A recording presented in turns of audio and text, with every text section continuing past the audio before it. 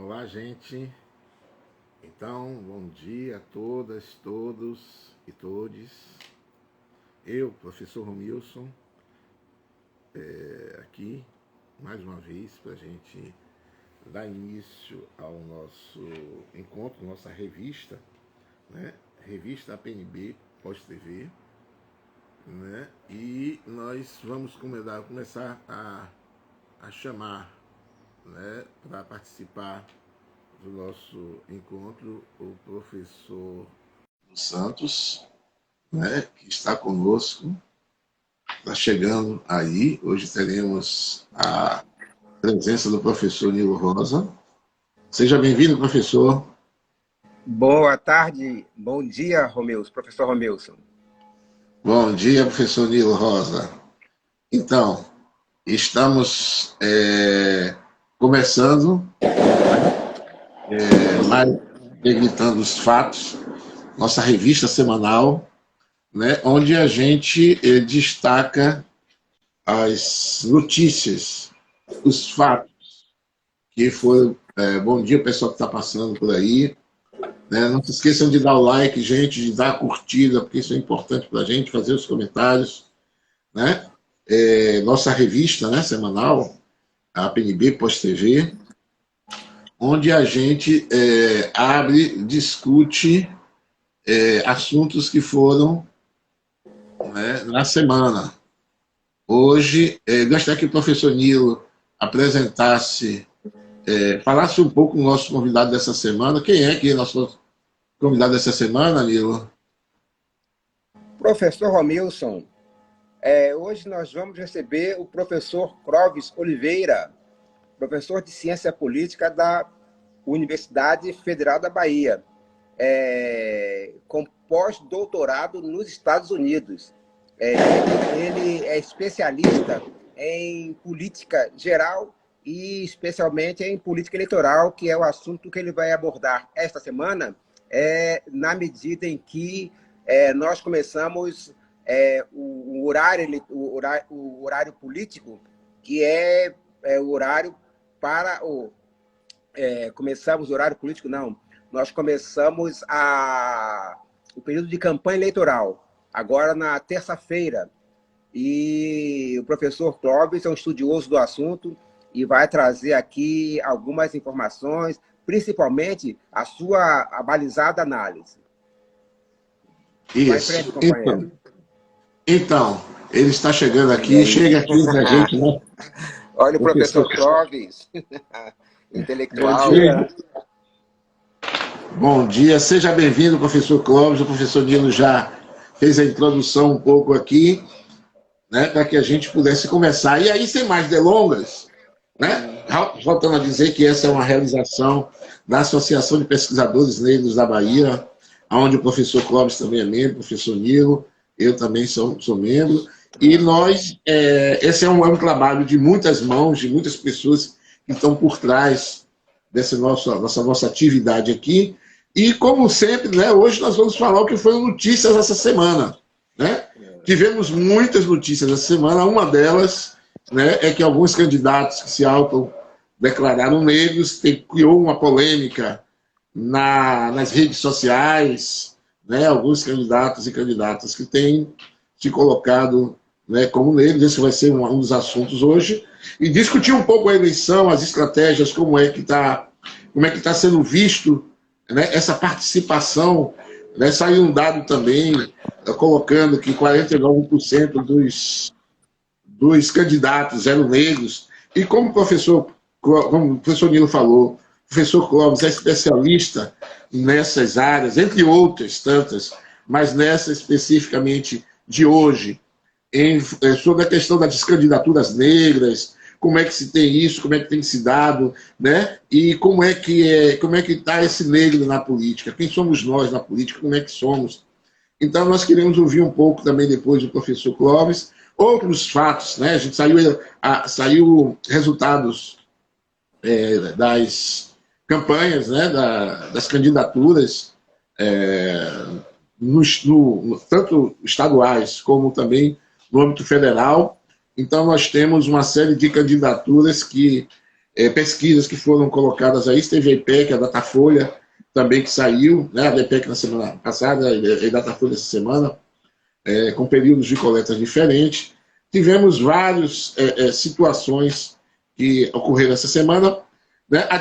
Colocando sempre também a democracia em xeque, que é o outro tema. Nós vamos falar sobre eleição, democracia. O professor Nilo falou na semana passada sobre a importância de a gente ampliar o conceito de democracia, né? E o professor Clóvis, como cientista político, né? E vai poder falar um pouco de como é essa política para os negros. Então, sem mais delongas, eu faço essa provocação. Queria ouvir de Nilo e de professor Clóvis o que eles acharam dessa e outras notícias. O pessoal que está aí nos acompanhando, não se esqueça de dar o like, mas também de fazer perguntas, de fazer comentários. Mais tarde eu quero saber se vocês acham mesmo que todos os candidatos têm direito a de se colocar, de dizer que é pardo, dizer que é negro, né? Qual efeito que isso tem no fundo eleitoral no próximo ano? Eu sei que tem uma repercussão sobre a necessidade e a obrigatoriedade de ter mulheres, gênero, essa composição de gênero e de raça na questão eleitoral, de forma, né, tem uma questão do meio ambiente, de forma que tem os muitos temas, né? E eu aí vou passar, primeiro, não sei se o professor Nilo quiser falar, e depois o professor Clóvis, né? Professor Nilo fazer alguma pergunta, a prioridade hoje é do professor Clóvis. Então, jogo esses temas para vocês comentarem. Não, Wilson, eu quero ouvir o professor Clóvis. Vamos lá, professor. Eu não fui seu aluno, eu quero ter uma aula sua agora. Vamos lá, estou te ouvindo. Não é bem uma aula, é um encontro, né? Um bate-papo. Eu primeiro quero saudar a iniciativa da PNB. Eu que sou pesquisador associado à PNB desde a sua fundação, tive a grata felicidade de ser convidado pelo professor Nilo para participar ainda quando éramos colegas na UFES, Estadual de Feira de Santana, longas conversas, e aí foi uma convivência frutífera e o resultado foi inclusive o convite para eu participar da PNB. Organizamos um congresso aqui de grata memória, né? Memorável, aqui na UFBA, com a participação de colegas como Wilson Matos, professora Flora. É um grupo enorme de pesquisadores negros, né? E pesquisadoras, que é uma experiência maravilhosa. E essa convivência, inclusive, fomentou esse interesse de aprofundar a investigação e reflexão sobre relações raciais, no sentido amplo, né? Por isso, eu acho que a razão de ser da PNB é essa: congregar pesquisadores negros, afrodescendentes, pretos e pardos, todos aqueles que de alguma maneira se identificam com essa pauta antirracista, né? E também um esforço de criar uma agenda de discussão sobre esses temas. Então, essa sensibilidade faz com que a gente não deixe passar desapercebido essa provocação, né? O que é que significa termos um candidato a governador que socialmente é visto como branco, né? De uma família tradicional baiana, como o ex-prefeito ACM Neto, e a sua vice, Ana Coelho, se não me engano, né? Patrícia Coelho, não sei o nome dela, o primeiro nome, da família Coelho, que se autodeclararam negros. Pelo menos eu não achei a fonte no TSE, porque é sempre bom consultar as fontes, né, oficiais. Mas a mídia está declarando, então, se a mídia declara, de alguma maneira vale a pena, né, principalmente se não for fake news, investigar o que é o peso simbólico disso. Não é um motivo menor, não é um dado menor na política. Não é um circunstancial, não é um erro de registro. Tem um peso simbólico isso, num estado de maioria negra, que um candidato socialmente branco, de repente, se declare pardo. É um dado importante, que precisa de reflexão. E, nesse sentido, é interessante que tem um colega amigo, que é o professor Andrews Janus, que é da Universidade da Flórida, que fez um estudo minucioso sobre a autodeclaração de políticos na eleição municipal de 2020. Curioso que essa migração de autodeclaração de brancos que se declaravam pardos, de pardos que se declaravam brancos e de pretos que se declaravam pardos ou brancos é algo inusitado. Quem menos se migra são os pretos.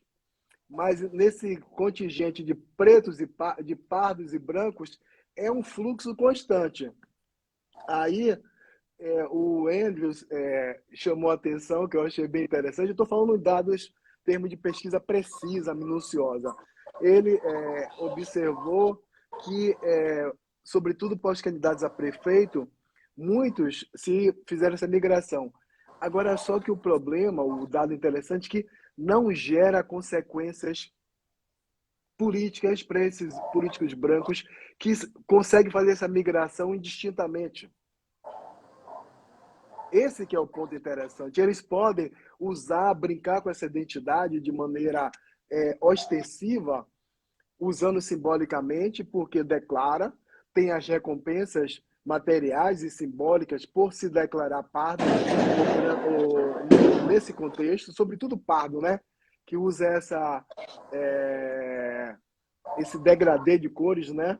E, ao final, acaba caindo um pouco na simbologia das políticas de ações afirmativas para os pretos e pardos, e também na simbologia de representar, se declarar como pertencente à maioria da população. Então tem um jogo de simbologia muito intenso nisso e que não pode ser dado como barato, não é simples isso. E o ponto principal é que, de um lado, os candidatos, oferem as vantagens simbólicas materiais, acesso ao fundo partidário, acesso ao fundo eleitoral, e também, sobretudo, podem brincar com essa simbologia, uma espécie de representação simbólica, de, ao mesmo tempo, se declarar afinado com os interesses, valores da maioria da população baiana, que é negra. Então, é uma manobra bem interessante. O curioso é que eles podem fazer isso em 2020. Pode se declarar. Pode, numa eleição subsequente, se declarar branco, uma espécie de termo de ajuste de conduta, e dizer que foi um erro de registro, foi um funcionário que registrou de maneira equivocada, mas, de alguma maneira, ele não tem as sanções, seja do eleitorado, seja dos órgãos de fiscalização, sobre esse equívoco, fazer manobras de identidade racial no contexto eleitoral. Esse que é o principal problema, que são erros ou manobras que não têm consequências, seja da justiça eleitoral, seja por parte do eleitorado que não fica atento, ou pelo menos é uma espécie de infra-informação. Tem uma informação do debate público, mas essa informação sobre identidade, a não ser com a gente aqui, nesse momento, e a imprensa que vem politizando isso. Mas, caso contrário, não tem consequências. Me permita, professor Clóvis, uma pergunta. Me parece, eu realmente estou tentando ver aqui na internet, conferir o dado, com relação à razão, muitas vezes, dessa estratégia. É sabido que há uma obrigatoriedade de ter mulheres, um percentual de mulheres e de negros nas candidaturas. Agora, me parece, eu não tenho certeza, eu estou falando de uma que eu não chequei, inclusive, foi uma informação que me falaram, que eu vi uma reportagem rapidamente falando sobre isso, mas que, se for pior ainda, se for verdade, é que me parece que, no caso, no fundo eleitoral, né, me parece, volto a repetir, não tenho certeza desse dado, porque vi rapidamente, estou tentando checar aqui na internet, que os partidos que tiverem candidaturas negras, pessoas negras, principalmente, uma será contado como duas, em termos de afirmar a necessidade de se ter candidatos negros. Então, além de ter o cumprimento da alteração, né, que foi feita há já algum tempo atrás, a obrigatoriedade de ter negros e mulheres, né, eu acho que ainda tem um plus a mais, o que torna mais perverso essa estratégia de transitar por esses dois espaços, né? Uma hora é branco, outra hora é negro, né? Os afroconvenientes, né? Essa afroconveniência é uma coisa que incomoda, né? Eu queria ouvir um pouco de vocês sobre isso. O termo afroconveniência é bem interessante, é empregado também nas discussões sobre debate de cotas e política de ação afirmativa na universidade, né? E se estende também nas disputas para cargos de concursos públicos. Então, é um debate interessante. De um lado, eu acho que é preciso reportar o seguinte: houve um esforço do movimento negro de construir uma noção de identidade racial, uma polarização desde os anos 80 entre pretos e pardos, né, não brancos versus brancos, mostrando que existia uma série de similaridades, mas proximidade entre a condição de vida dos pretos e pardos versus os brancos. Então, é mais próximo à condição de vida, desafios que os pardos enfrentam em relação aos brancos. Eles têm mais proximidade das condições de sobrevivência com os pretos. Então, houve um movimento negro com um esforço enorme. E isso criou, inclusive, essa imagem de que nós somos maioria da população. E no caso da Bahia mesmo, de Salvador, os negros, 80% da população de Salvador, pretos e pardos, e 20% branca, sendo que aumentou nos últimos tempos o número de pessoas que se autodeclaram pretas. Um esforço do movimento negro intenso, temos que dar o crédito à capacidade do movimento negro de politizar a classificação racial.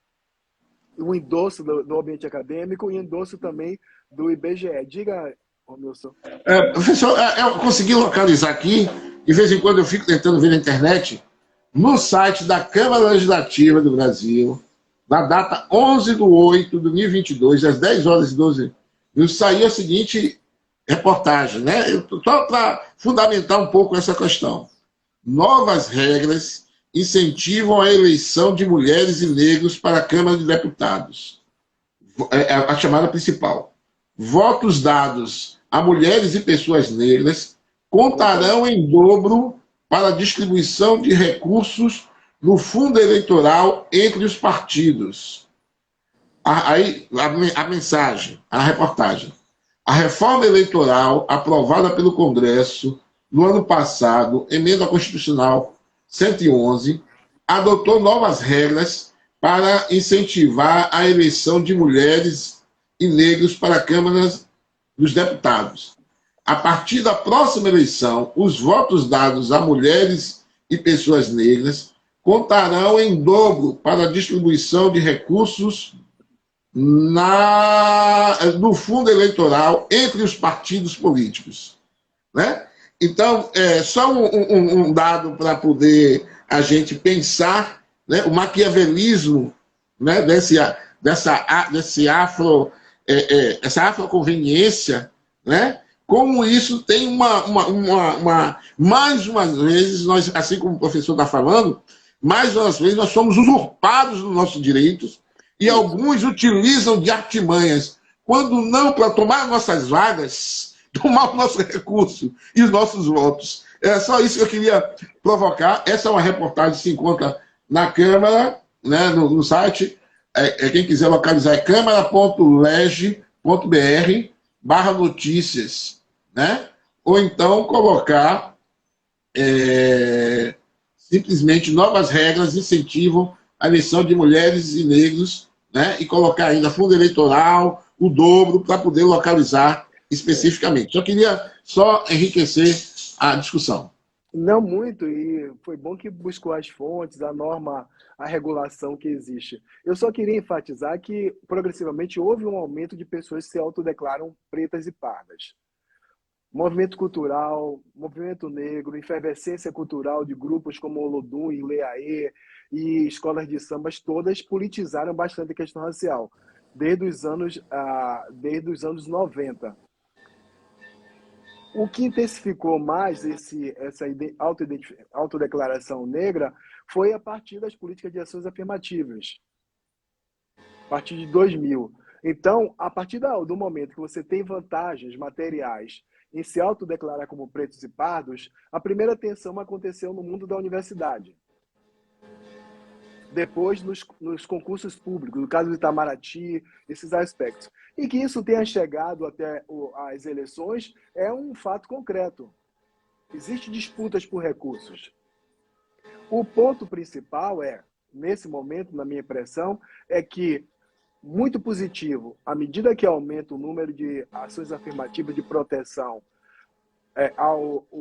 às populações negras, e, sobretudo, no sentido de criar mais equidade na competição, também aumenta um pouco de insurgência, uma grande insurgência e tentativa de burlar essas normas. Porque se ela amplia benefícios e a volatilidade, essa ambiguidade na autodeclaração, faz com que realmente exista um certo oportunismo de pessoas que, lembrando, não está restringindo as pessoas pardas,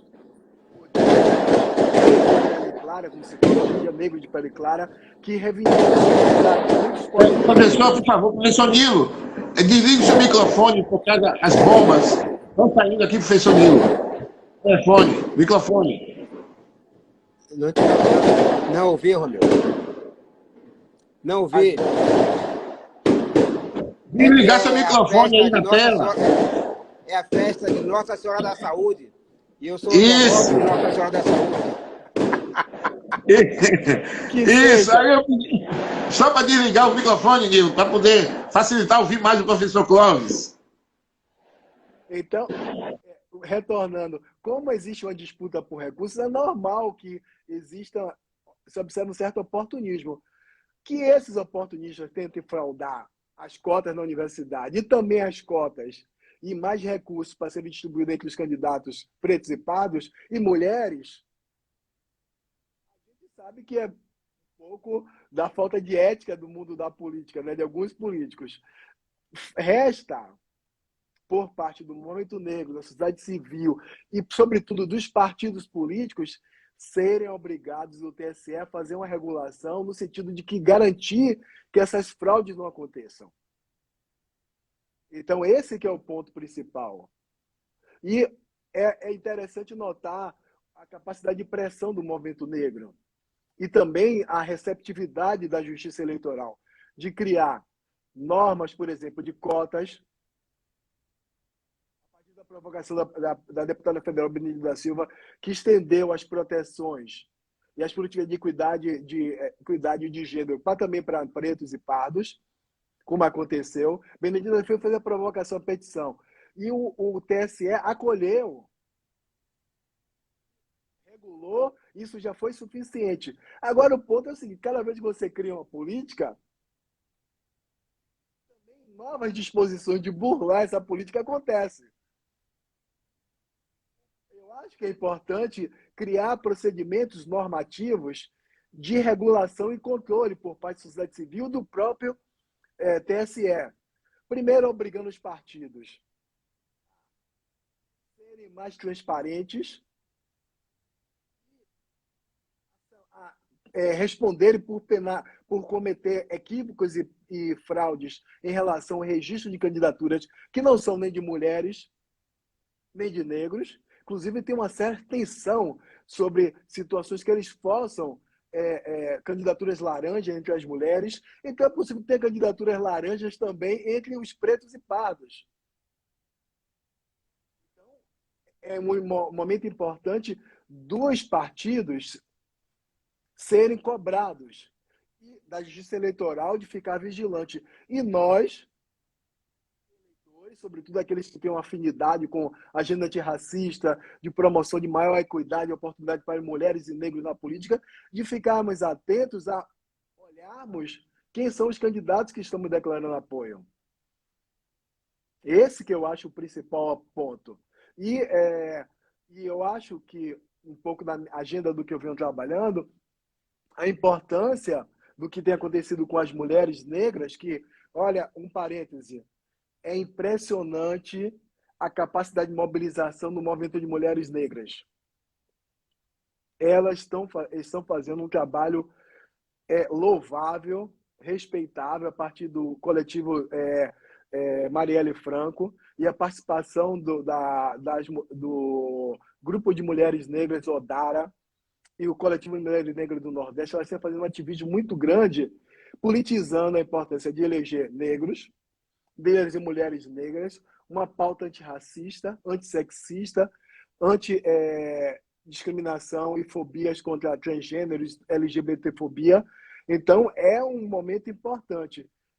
Para isso, para você ver a importância do ativismo do movimento social, que não basta esperar que as instituições atuem de maneira a proteger nossos interesses. É preciso que nós passemos a politizar essa questão e sejamos vigilantes, declarando e enfatizando a importância de votarmos em candidatos afinados com nossos interesses e perspectivas, e também mostrando que é importante a sociedade civil estar atenta para evitar que candidatos que oportunamente são afroconvenientes possam se utilizar, se locupletar das vantagens das conquistas dos movimentos sociais.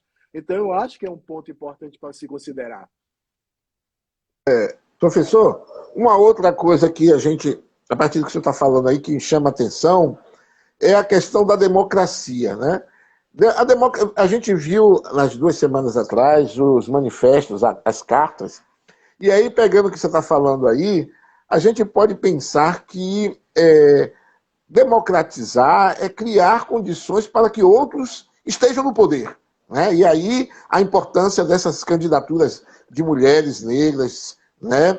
De pessoas da comunidade LGBTQIAP+, né? E outras candidaturas indígenas, né? É preciso democratizar o Congresso, democratizar. E aí eu queria ouvir sua opinião também nesse conceito de democracia, nessa ideia de democracia.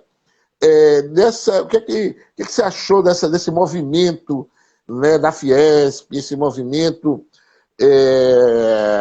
da USP, esses movimentos com relação à democracia e as urnas eleitorais, né? Que são fundamental, né? As urnas eletrônicas. Mas também eu queria saber com relação como é que fica essa ideia de democracia quando a gente não tem a mesma oportunidade, as mesmas condições, né, num sistema capitalista. Repare que eu não estou falando nada de diferente, não. Eu estou utilizando um termo capitalista, né, que é a questão de oportunidade de competir. Eu queria saudar a professora Sandra, que está aqui entre nós, da PNB também, né? Seja bem-vinda, professora Sandra.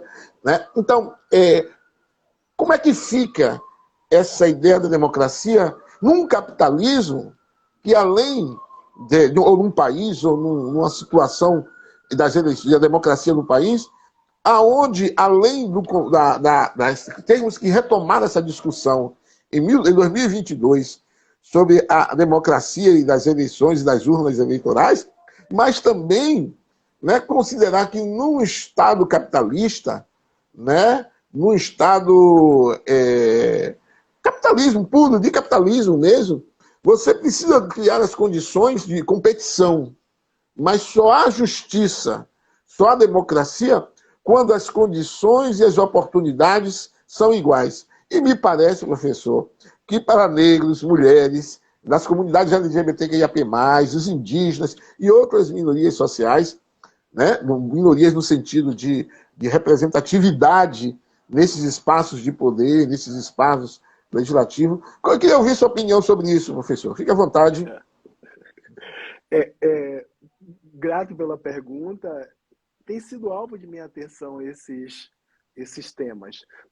E, para isso, eu tenho contado muito com o apoio dos grupos de discussão, como eu faço parte do Comitê de Relações Raciais da ANPOX, da Associação Nacional de Pesquisa em Ciências Sociais, A colega Maria Nilza está aí online, tem Cristiano Rodrigues, o professor Antônio Sérgio Guimarães, todos participando intensamente desses debates.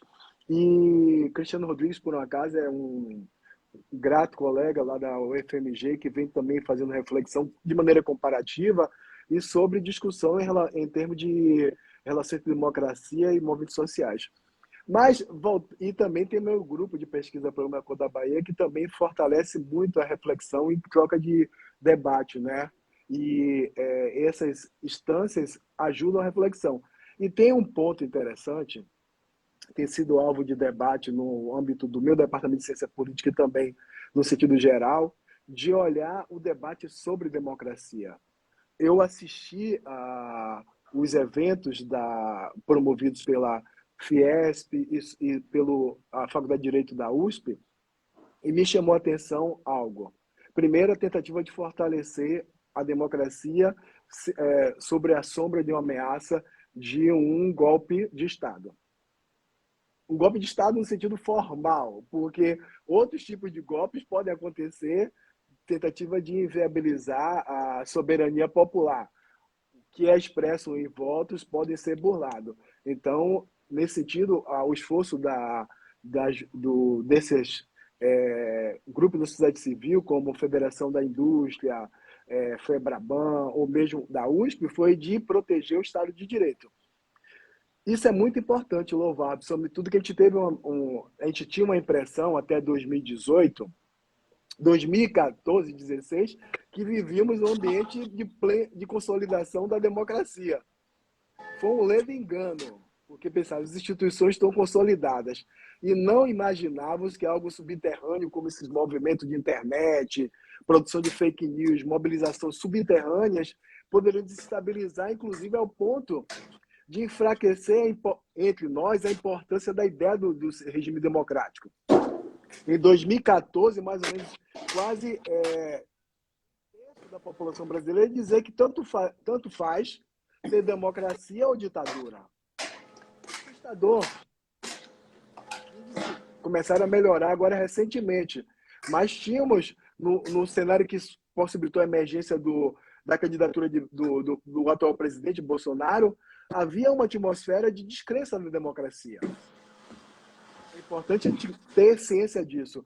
E nós dávamos de barato que já estava resolvido. Surgir um presidente com inclinações autoritárias, que viola o respeito às instituições, seja instituições do âmbito da cultura, de proteção da tradição dos negros, como a Fundação Palmares, de proteção de promoção de equidade de gênero na Secretaria de Promoção de Equidade, promoção de direitos das mulheres. Então, violação de direitos e democracia em todas as instâncias. E o ponto principal nesse debate, se valorizou muito a ideia de Estado democrático de direito.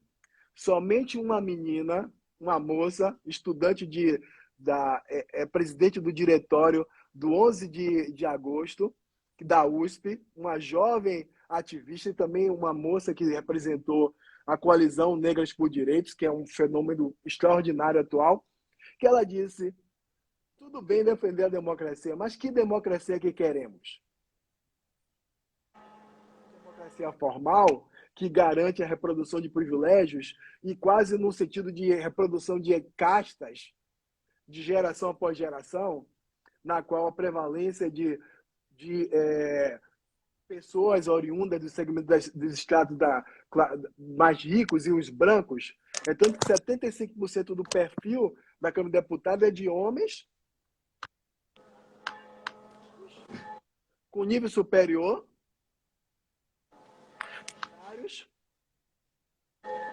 tudo com um terço deles são de linhagens familiares. E ela, na provocação que ela fez de maneira brilhante, eu achei lindo ver uma moça tão jovem assim, 20 e poucos anos, vocalizou aquilo que o movimento negro deseja. Disse: não basta a democracia formal. Que tipo de democracia queremos?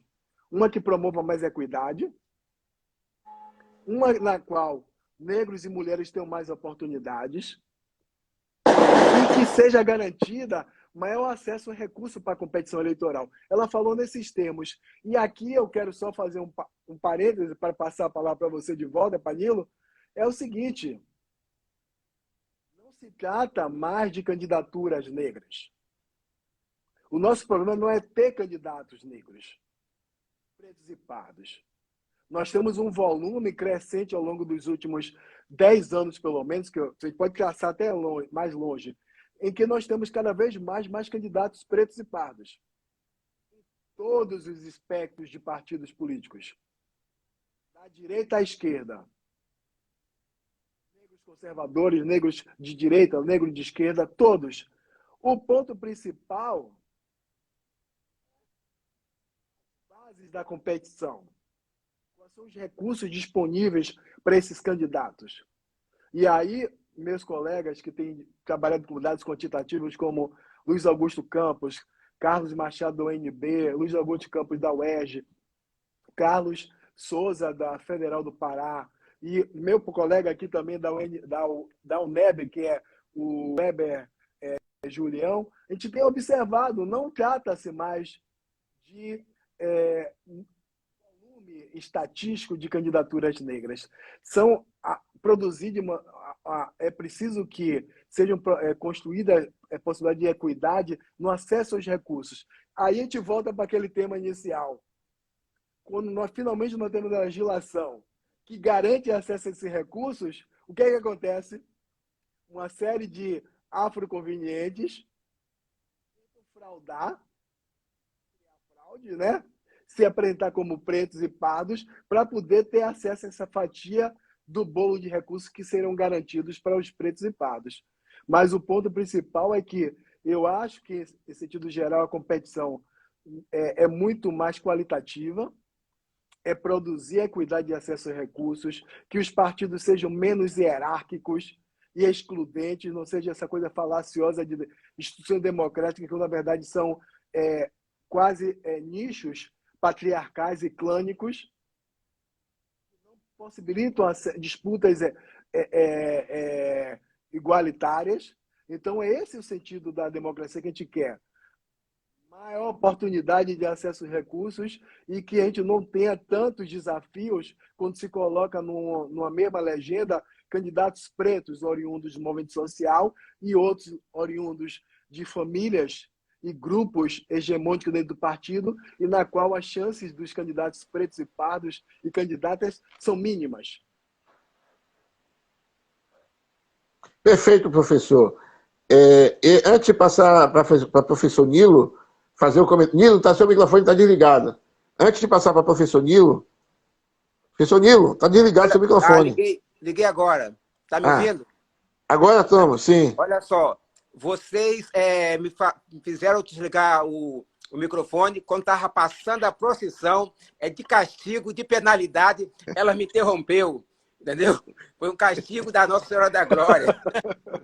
Eu tenho 5 equipamentos aqui, não consegui, tive que mudar do terceiro andar para o térreo, ouvindo os sinos. Quando começou a bater os sinos, aí eu entrei. Mas eu ouvi vocês é que não me ouviam. Então eu ouvi a fala de Clóvis, acho isso importantíssimo, professor. A questão dos recursos, não é? Que com a... Professor Nilo, só um minutinho. A gente precisa fazer isso. Pedir ao pessoal que está nos escutando que, por favor, não esqueçam de dar o like, a curtida, de ir lá na associação, se inscrever no Instagram, né, curtir e seguir a gente lá. Continua, professor Nilo, desculpe. Então, professor Clóvis e professor Romilson, é fundamental. Essa criação do fundo eleitoral complicou mais ainda, professor Clóvis, a nossa situação junto às agremiações no que diz respeito aos recursos, né? Porque, na verdade, quem controla o partido vai controlar também a distribuição desses recursos. Eu fui candidato 2 vezes e não tive acesso a recursos do fundo eleitoral. Então, isso é fundamental. O que eu queria destacar, o professor falou coisas importantíssimas, e eu estava descendo a escada, não pude ficar muito atento. Mas uma coisa importantíssima é essa que o professor falou, essa coisa mesmo da insurgência, e o professor Romilson também falou, do afroconveniente. Agora, o que eu acho interessante, eu gostaria que o professor Clóvis se pronunciasse a esse respeito, como a imprensa está tratando essa questão. Eu vi numa dessas emissoras que tem audiência máxima, hegemonia na audiência, que a jornalista dava essa matéria como se fosse uma coisa normal, natural, como se fosse uma concessão, sem a mínima crítica àquilo que o professor falou, que é a fraude, né, nessa questão, que é uma autodeclaração fraudulenta.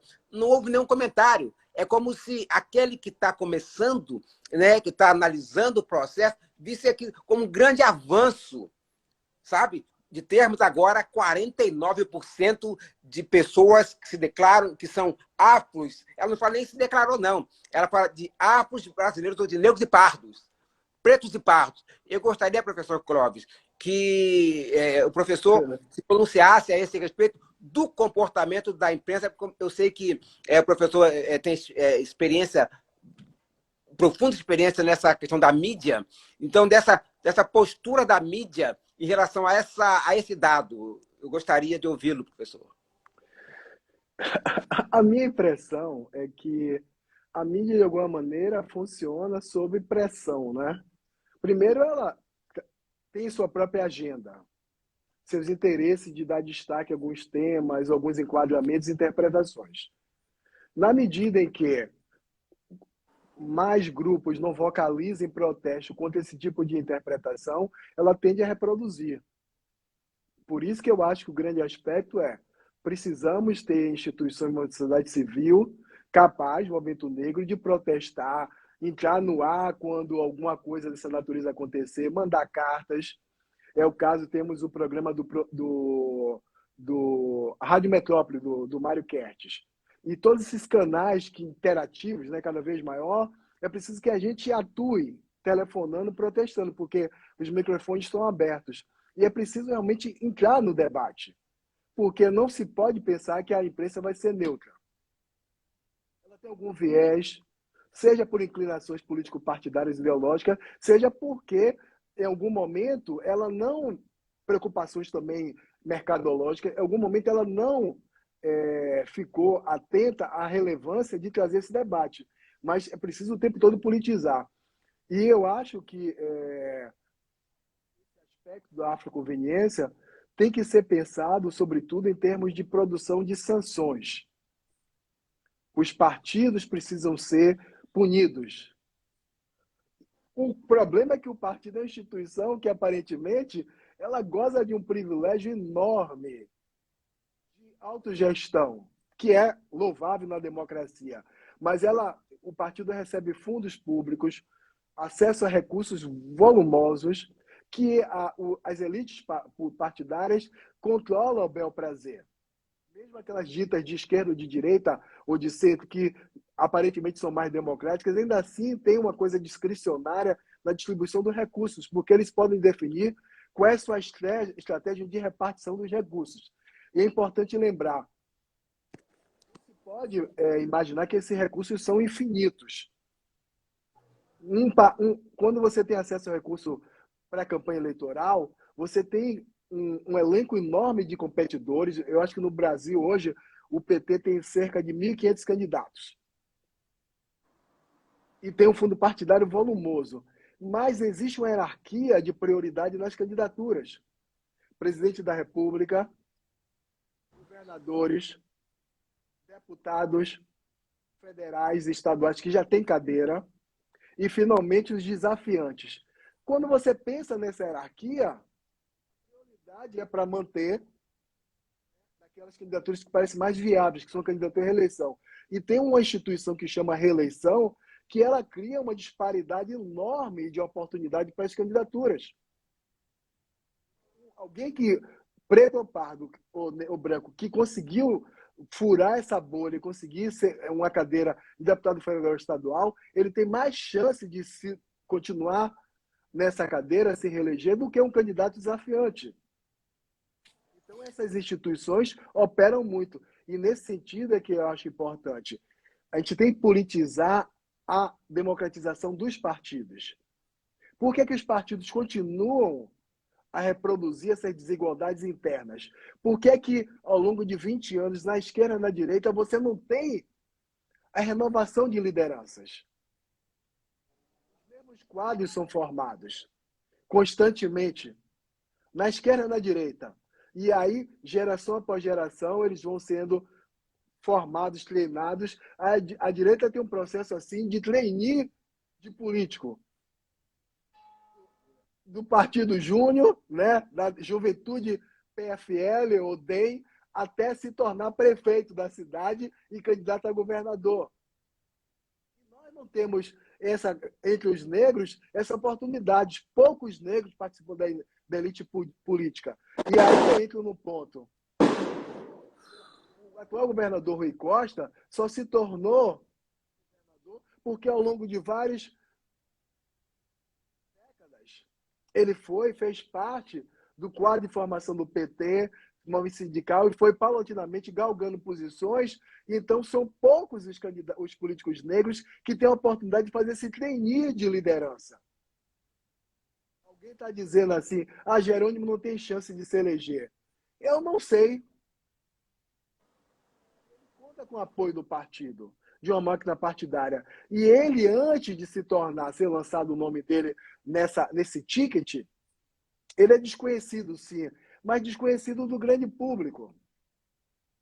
Não sabe que medida entre o quadro do partido, por isso que é a caixa preta do partido, até que ponto Jerônimo, assim como Rui Costa, vem sendo preparado e dando a oportunidade dele travar contatos com lideranças no interior da Bahia, que ele foi secretário de Desenvolvimento Rural.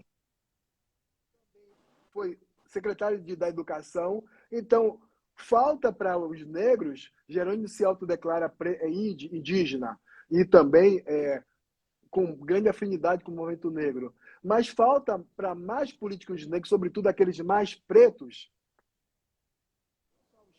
mas os pretos, ter essa oportunidade de galgar posições internas no partido. Enquanto isso não acontecer, a gente vai ter dificuldade de formar lideranças. Professor Clóvis, duas coisas. Uma é a sua afirmação sobre a jovem na USP que se colocou a respeito dessa democracia formal.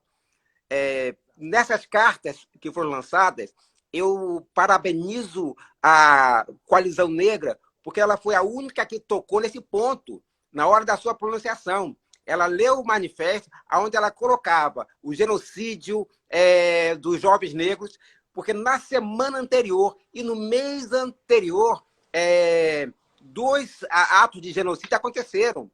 Aquele do Rio de Janeiro, onde 18 pessoas foram assassinadas, e o do Paraná, onde 6 pessoas foram assassinadas, com a mesma explicação que as forças de repressão dão. E somente a Coalizão Negra fez um reparo a essa democracia que eu chamo de informal, porque, na verdade, não temos democracia. Temos essa formal, você bota de 2 anos, sob um forte poder econômico das elites, que é fundamental. A outra coisa que o professor colocou é a questão dessa representação negra nos partidos. Se nós olharmos um quadro do principal partido da esquerda na Bahia, que eu fui fundador, o quadro parlamentar dele é todo ele branco. Branco, né? E eu estava comparando esse quadro parlamentar desse partido com o quadro parlamentar do alto comando do Exército, uma fotografia que gira na internet. E depois comparei com o alto comando do Senado desse partido, que eu ajudei a criar. E todos eles eram brancos.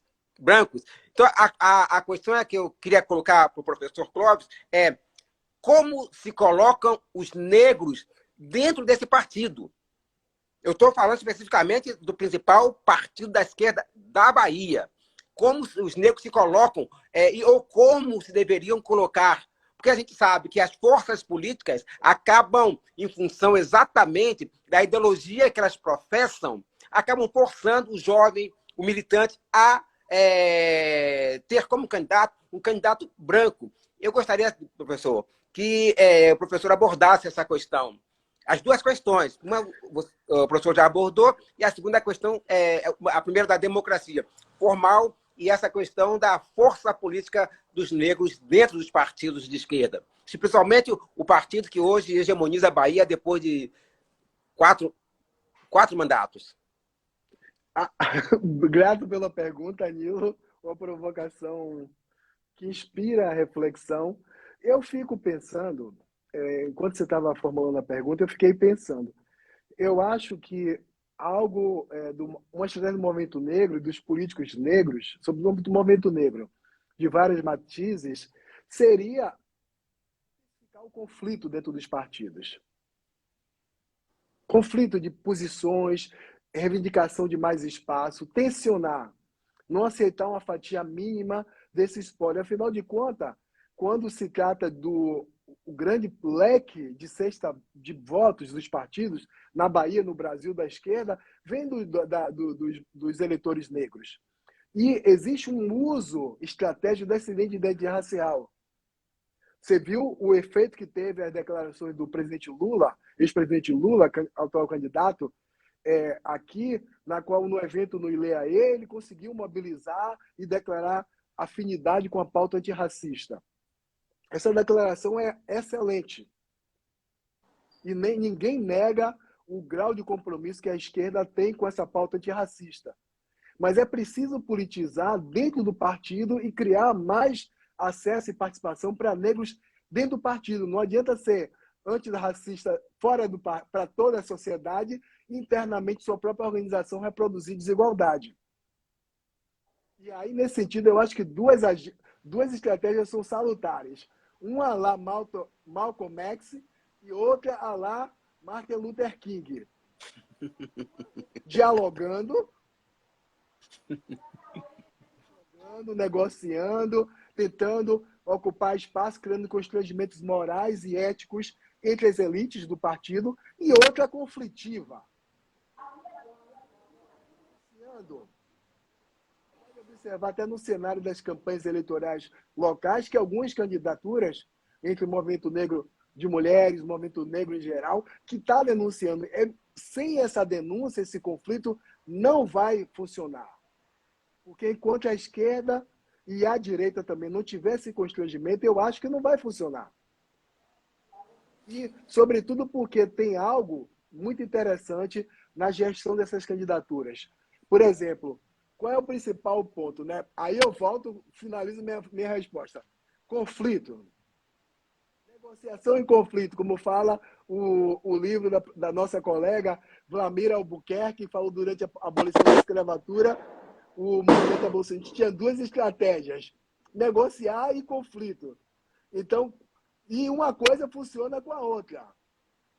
O candidato que cria um embaraço, discute, aponta, mostra o dedo, é tão importante como aquele que negocia.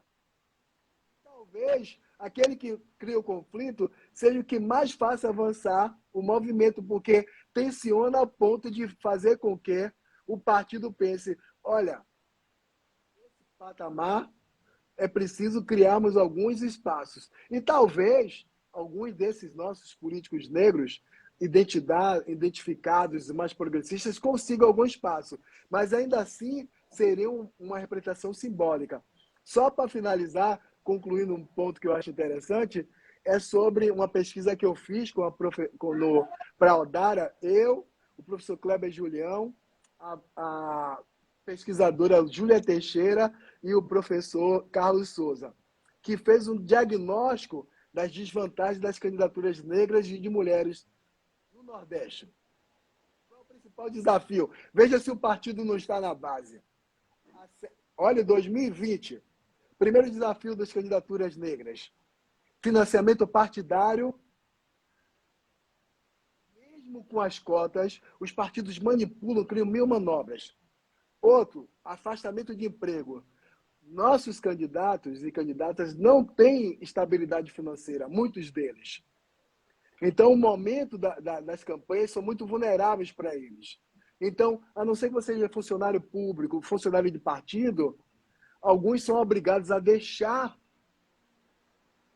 o emprego formal ou informal, para se dedicar a uma campanha. Isso cria ônus. Problema, a falta de apoio do partido. Por que esses partidos não recrutam esses candidatos prioritários e empregam dentro da máquina do partido? O partido é uma organização que tem recursos. Por que eles não empregam mais essas candidaturas estratégicas e criam condições para que eles sejam estáveis? Outra, dificuldade de inserção dentro da máquina do partido. Em que espaços os partidos concedem para esses candidatos? Mulheres e negros. A capacidade de eles se inserir no núcleo duro de decisão, dos comitês que decidem a estratégia do partido. Outro, campanha eleitoral é muito desgastante para os políticos negros e as mulheres. Após as eleições, endividamento, endividados, saúde pós-eleitoral, também um limbo de imprecisão, não sabe, tem fama e não tem recursos, não tem poder político. E outros, para as mulheres, elas têm uma dificuldade muito grande de conciliar vida familiar e partidária. Então, os partidos têm que pensar estratégia de inclusão de mulheres e negros urgente. Senão, eles vão ficar nessa falácia de usar estrategicamente, cada vez que tem uma eleição, a imagem dos negros e das mulheres como se fossem ferramentas de promoção do seu próprio status como instituição democrática e nunca vão promover a transformação. Essa é a minha impressão. Professor Nilo, antes de passar para o professor Nilo, seu microfone está desligado, professor Nilo. Deixa eu falar, Romilson, porque eu quero dizer, o professor Clóvis falou, é muito profundo, muito denso, né, professor? É difícil debater com o professor Clóvis. Quantas informações aí fundamentais. Mas eu queria fazer, primeiro, uma propaganda, né, que vai muito na direção do que o professor falou. A propaganda é do evento que a PNB está promovendo para o dia 16 de setembro. Pretos 82. 40 anos depois, aonde nós estamos. O professor sabe que Pretos 82 foi uma iniciativa insurgente de Ivan Carvalho, memorável Ivan Carvalho. E aí a PNB, com o apoio da Fundação Dionísia Rosa, vai fazer um seminário nesse sentido, né? Exatamente no dia 16 de setembro, que era o dia que a gente comia aquele caruru maravilhoso que Nira, a companheira de Ivan, fazia na casa dele, ou um citoque. Era incrível, foi marcante. E o professor Ivan Carvalho teve uma atuação muito profunda nas eleições, a partir da abertura, entre aspas, né, dos militares. Então, essa é uma questão. Mas a questão que eu coloco exatamente aí é qual foi a ideologia que impediu que os negros de 82 se vissem como negros. E hoje, muitos desses negros são militantes da questão racial. Não vou citar o nome aqui, porque eu vou citar o nome lá. Que se recusaram. Ivan Carvalho foi até ameaçado de agressão por alguns dos candidatos que se sentiram, de alguma forma, usurpiados. E todos eles, ou a maioria, eu ainda estou pesquisando, eram de grupos marxistas. Alguns da clandestinidade. Essa é a questão. Qual é a ideologia que perpassa os partidos políticos que impedem exatamente essa identificação? Porque, para concluir, quando o professor fala no papel do partido, por exemplo, empregando alguns políticos, eu quero falar o seguinte, a questão da cooptação. Muitos dos negros, hoje, grandes lideranças negras, são empregadas em cargos públicos ou dentro do partido e não consegue ter isso que você falou que é genial, que a professora Vlamira fala, a questão do conflito. Essa do conflito é muito importante, mas para esses quadros cooptados, ou, o que é pior, adepto a essa ideologia de que o professor é jovem, mas lembra que nos anos 80, quando a gente peitava os nossos companheiros de partido, ele dizia, não, essa questão de racismo divide, né? A luta de classes vai centralizar e a gente vai chegar à Revolução Socialista e depois vamos ter todos os negros comendo na mesma mesa com os dirigentes. Eu queria só provocar esses comentários, porque o professor vai ter que voltar novamente, não tem jeito. Deixa só... infelizmente, estamos chegando ao final, esse é o nosso último bloco, né? Infelizmente, a gente tem que fazer esse último bloco, mas só lembrando quem está aí, para não se esquecer de curtir, dar o like, né? Se inscrever lá no nosso Instagram, @Pesquisadores Negros, né? Esse é um evento da Associação de Pesquisadores Negros da Bahia. Domingo que vem tem mais, nós vamos continuar, nós estamos, na realidade, nesse momento, ensaiando, né? Porque a ideia é que a gente tenha uma programação mais rica, com mais tempo, para poder a gente discutir, que a gente já viu quando a gente recebe uma pessoa tão ilustre como o professor Clóvis aqui, 1 hora já foi, não deu nem para a gente pincelar, né? Então, eu queria só acrescentar a essa pergunta de professor Nilo, para fazerem as colocações nesse último bloco e também suas considerações finais, colocar o seguinte: o professor Clóvis parece que sugere, então, que os partidos não precisam só ter a iniciativa de candidaturas negras. É preciso que eles queiram eleger, né, negros e negras e negres. Né? É preciso que haja só a vontade e desejo, mas é preciso que hajam ações e estratégias, né, e elementos operacionais para que viabilizem a eleição. A democracia realmente vai se dar com a eleição de candidatos negros. Não é só com a candidatura de pessoas negras, né? Mulheres, ou comunidade LGBTQIAP+, ou homens negros ou mulheres, ou quem quer que seja. Mas, na realidade, com a efetiva, né, eleição desses candidatos. Né? E, para isso, é preciso muito mais do que está sendo feito pelos partidos. E, por último, também, acrescentando essa pergunta do professor Nilo, eu queria perguntar ao professor Clóvis, nesse último bloco, o que é a ciência política?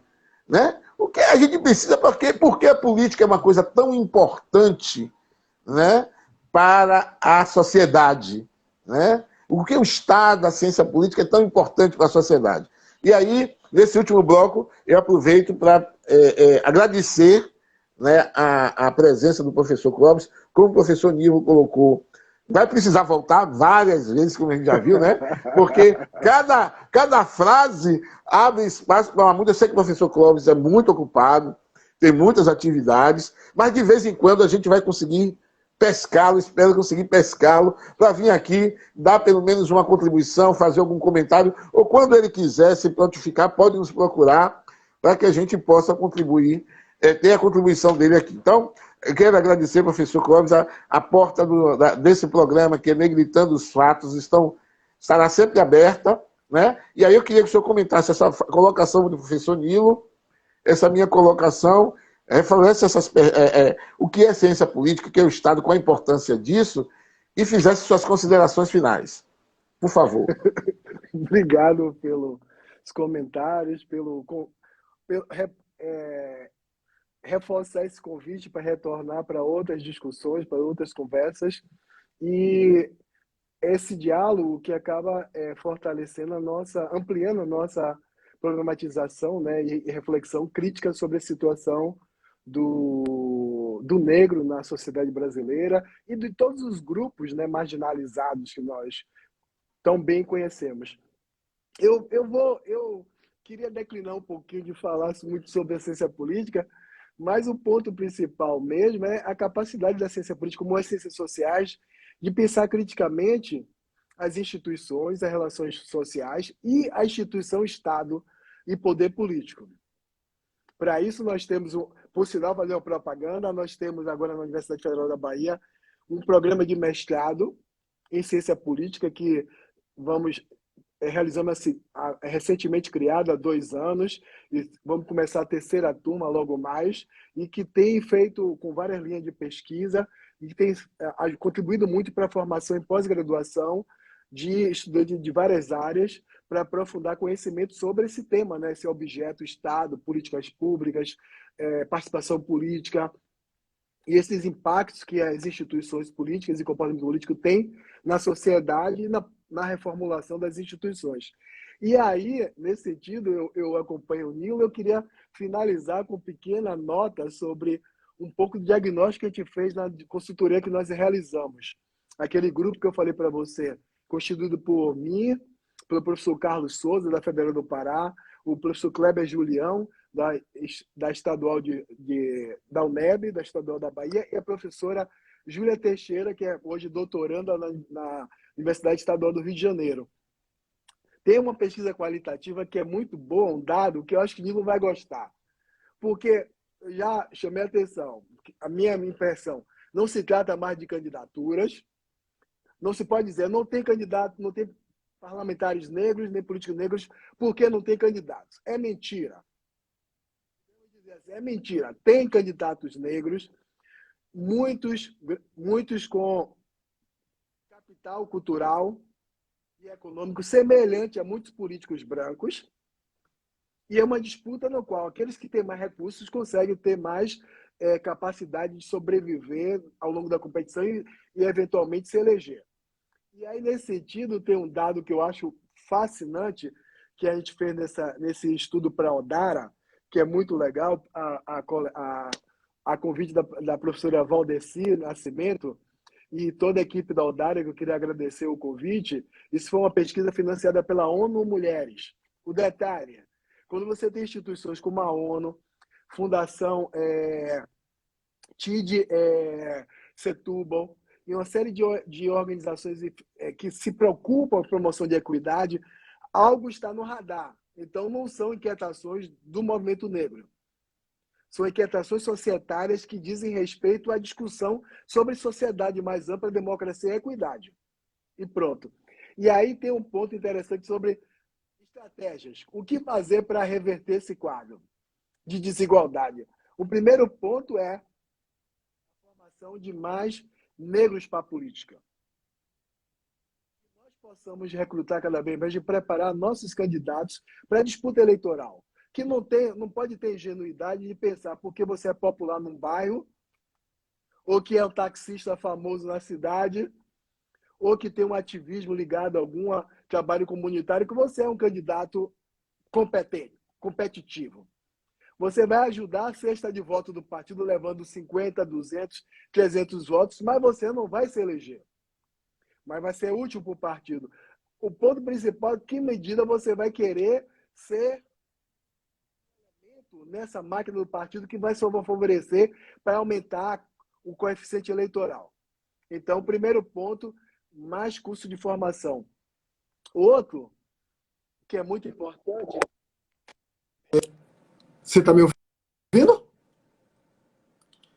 Outro ponto importante é sobre o número, o apoio jurídico.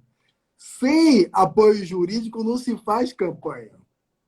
É dinheiro e também compreender a lógica do jogo. Para isso, a equipe de advogados é fundamental, porque a ingenuidade nossa é pensar que voluntarismo só ajuda a ganhar uma eleição. Profissionais de comunicação, profissionais de marketing político, profissionais de comunicação em rede social e advogados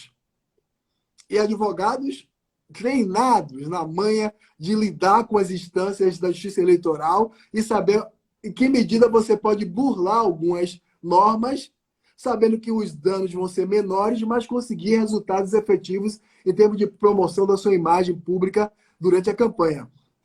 Outra coisa importante é fortalecimento da candidatura do núcleo para evitar a violência racial e de gênero. A campanha eleitoral é um cenário de guerra e todos os depoimentos que nós colhemos, observamos um grande número de mulheres que declararam violência sexista, racista ao longo da campanha. Então, é muito importante prestar atenção que eleição não é algo simples. E, por fim, é preciso criarmos instituições de apoio às mulheres e aos negros, sobretudo às mulheres, porque não existe a figura da licença maternidade para as mulheres nos legislativos. Então, tem uma dimensão de gênero e raça que atuam e, quando junto ao elitismo, cria a possibilidade de você fortalecer uma casta que se reproduz geração após geração. Eu estava com medo de usar a palavra casta, mas está na ordem do dia no debate da política americana e eu acho que a gente pode incorporar, porque casta é aquele modelo de organização social da Índia e que você cria hierarquias que interditam a mobilidade social. Que já existe política afirmativa na Índia para poder quebrar com isso. E aqui a gente não tem esse debate. Então, pelo menos no mundo da política, nós temos castas que se reproduzem geração após geração. Então, enquanto nós não desafiarmos esse princípio patrimonial, senhorial, patriarcal, não vai conseguir resolver. Para isso, nós precisamos contar com essa mobilização do movimento negro, de intelectuais negros, de pesquisadores e, sobretudo, do Ministério Público e da Justiça Eleitoral, acolhendo nossas demandas e reformatando as instituições. Essa é a minha compreensão. Espero que eu possa ter ajudado com o debate e, no eventual discussão futura, possa, quem sabe, ampliar minha reflexão e, quem sabe, ter mais transparência na expressar minhas ideias. Muito obrigado pelo convite. Obrigado, Romilson. Obrigado, Nilo. E a todos que acompanharam esse debate. Professor Nilo. Não dá, Clóvis. Agora você foi profundo na questão mesmo da questão quando você falou aí do taxista, né? Eu falo Zé das Couves.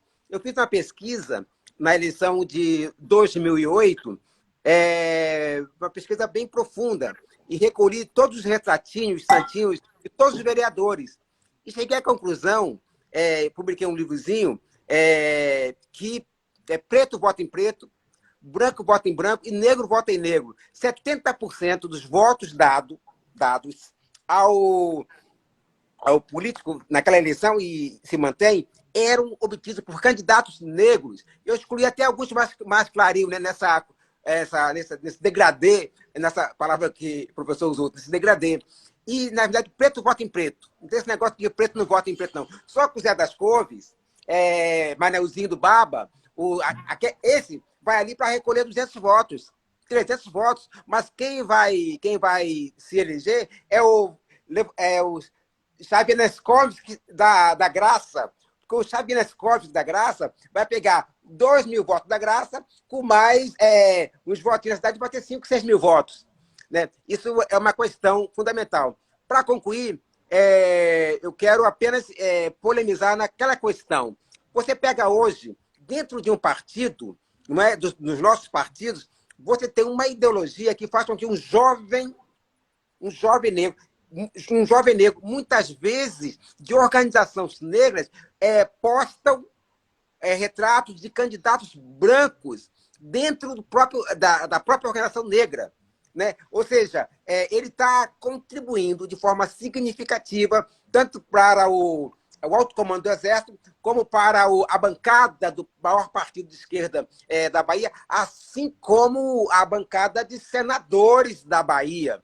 Não é isso? Onde há uma hegemonia da esquerda, e esse jovem que contribuiu com essa hegemonia. Eu quero só colocar essa questão, que há uma questão que está colocada, que é o debate interno dentro dos partidos, da condução ideológica que tem esses jovens, que os levam a apoiar, claro, os candidatos de sua tendência. Eu também já fui de tendência, né, em detrimento, e Ivan Carvalho falava sempre isso para a gente no movimento. Ele nos ensinava que, muitas vezes, a centralização da tendência daquele grupo, daquela escolinha, daquele grupo interno, vai fazer com que seja mais interessante você apoiar o candidato branco de sua tendência do que um candidato negro que não é da sua tendência e muitas vezes, né, não é do seu partido, mas que tem contribuído efetivamente para a luta desse grupo.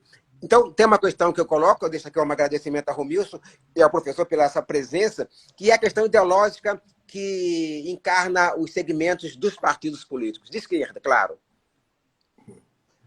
Então, gente, eu queria mais uma vez agradecer o professor Clóvis, o professor Nilo, né? Queria agradecer a todos, todas e todos que estão aqui, passaram por aqui. Não esqueçam de dar o like, de fazer um comentário, de curtir, de compartilhar. Né? Essa é uma revista, né? É a revista PNB Pós-TV, né? Que é uma revista semanal, onde a gente traz o que foram notícias na semana e tenta negritar os fatos. Né? Por isso que o termo é negritando os fatos. Esse negritar no sentido de destacar, de montar um ponto de vista racial, olhar, gritar, né? E dialogar sobre as temáticas da semana. Nós não se esqueçam de também seguir a gente no Instagram, @pesquisadores negros. Né? Domingo nós temos uma programação ainda com outros professores e professoras que estão já agendados para vir aqui. Né? E aí, a professora Sandra, a professora Marise, temos o professor Jocélio, conversei com ele também, que ele também se prontificou, só marcar o dia para ele estar aqui. Nós teremos uma programação de vários professores e professoras que vão contribuir conosco aqui nessa nossa atividade. Né?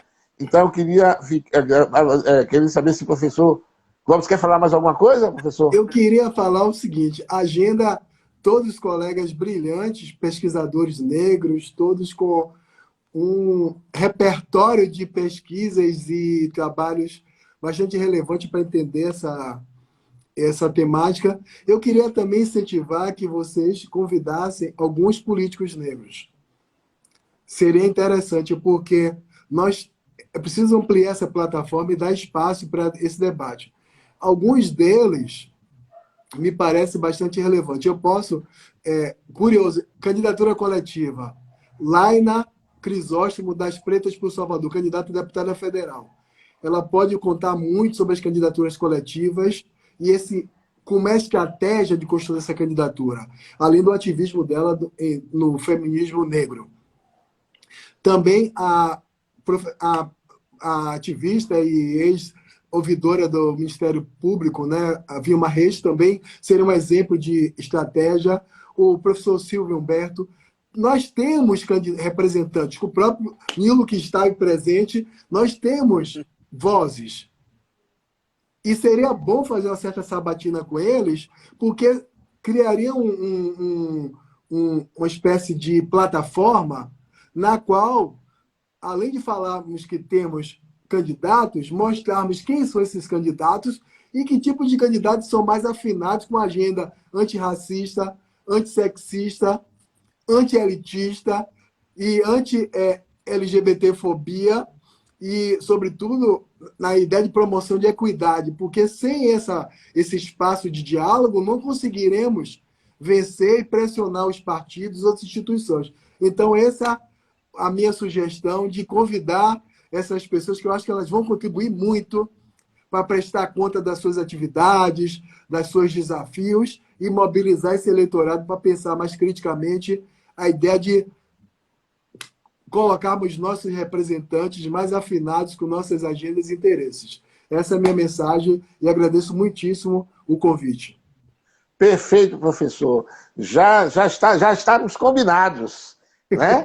Já estamos combinados. Esses professores, esses candidatos que o professor falou, já se sintam convidados. Se o senhor tiver contato, também quiser agendar, pode ficar. Nós iremos também entrar em contato. Será uma honra e um prazer tê-los aqui e termos discussão com relação a isso. E se o professor, na hora que um deles estiver, quiser também vir participar do debate, da entrevista da sabatina, será uma honra para nós. Show! Né? Então, a gente está aqui à disposição e outras pessoas que estiverem nos ouvindo, que quiserem, podem entrar em contato comigo, meu telefone é 9984-4620, ou botar aí nos comentários aí, que a gente vai ver e vai ter que criar as condições para que a gente continue a ampliar esse debate, mostrar quem são as pessoas, né? E fazer um debate nosso, né? Entre nós, para nós e para os outros também, mas que a gente possa colocar. Professor Nilo, a coisa caiu, a mensagem dele caiu, mas eu tenho certeza que ele estava como caiu o tempo todo, mas eu tenho certeza que ele concorda e iremos viabilizar isso. Ok? Um abraço. Então, um abraço, muito obrigado. Beijo para todos e todas. Tchau, gente. Tchau. Tchau.